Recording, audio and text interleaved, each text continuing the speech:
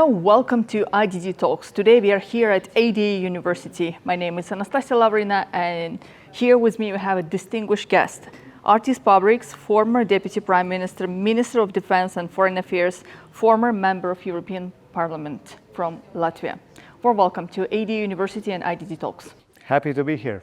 Thank you very much. Let me start my conversation from the global perspectives. In your view, how we see the changes in the global order from the geopolitical perspectives, and where do you see the position of your country in this new reality? Well, the global world is actually going through very difficult times. It is fragmentating.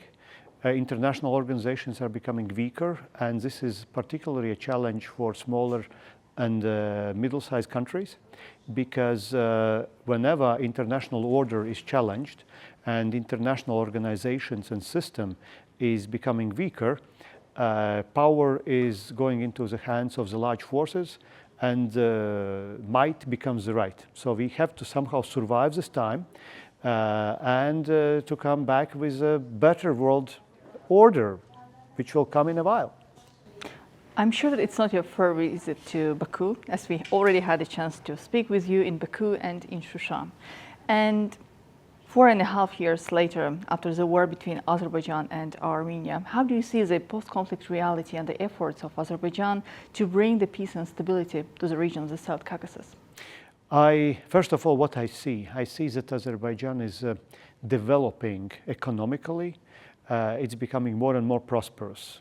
And I see that it is also a very stable country, which is highly important in this volatile world where things are changing maybe sometimes from day to day. So the stability and steadiness is highly important. As far as the war over your territories, I think it is a great thing that you finished that thing. And I also wish that as soon as possible also prosperity would return to Karabakh, and simply all the challenges which I saw there in my previous visit here, that they simply will become smaller and smaller.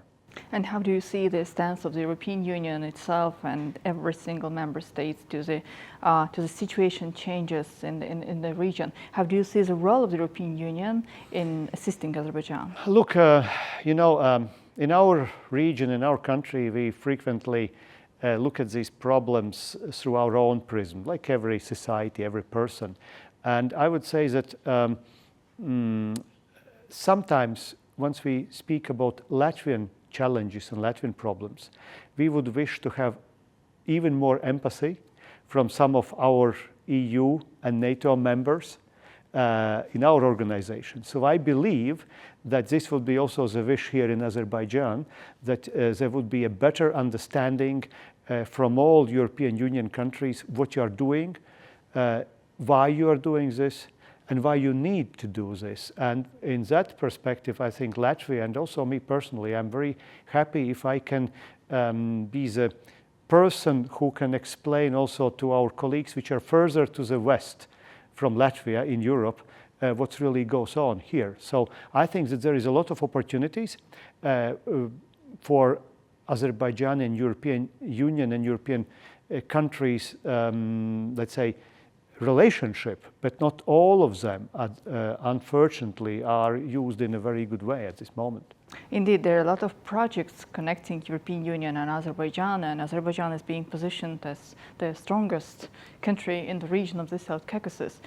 For the future perspectives, economy, energy, where do you see the position of my country? I think that, of course, you have a lot of energy, and this is what Europe will need. So this will be one aspect, but not only.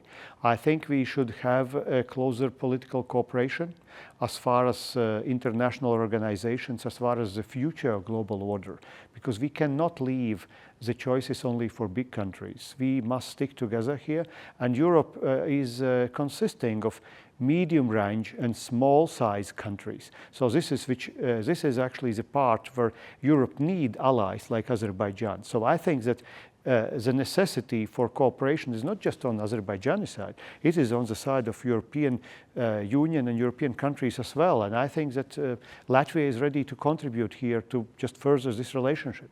So more in details, where do we stand now in between Azerbaijan and Latvia, and where do you see more perspectives for the future? I think that we should start with the practical part. We could continue to increase our economic cooperation, our assistance also as far as security. There is always possibilities. And everything which also is politics, culture, just everywhere. And green energy, I guess, that's a new term. Yeah, but that's probably, it's easier for you to export energy now to Southern Europe, and through those channels it could reach us, or LNG terminals, because we cannot use pipelines which are going directly to Latvia. So yes, but what I mean is also the mutual beneficial cooperation in green energy perspectives for the future. Oh, clearly. That's one of the priorities. And also mining and security and assistance in Karabakh. I believe that we have a chance also from Latvian side to contribute to that. So I would be just happy if Latvian institutions would be interested to do something with your government and your local authorities here. And one more question about the unity or division inside the European Union. You mentioned several times about the perspectives of cooperation European Union and Azerbaijan may have, but how European Union is united at the moment in its future? I would wish it would be better, because we see that we do not have 100% unity also as far as the war in Ukraine. And that also is regarding the Caucasian region. We have countries which have a different perspective. My perspective and our perspective is to see Azerbaijan as a major and most stable partner in the Caucasian region. And this is a fact, and in my view, that will stay also in future. Well, thank you so much for joining our talks today.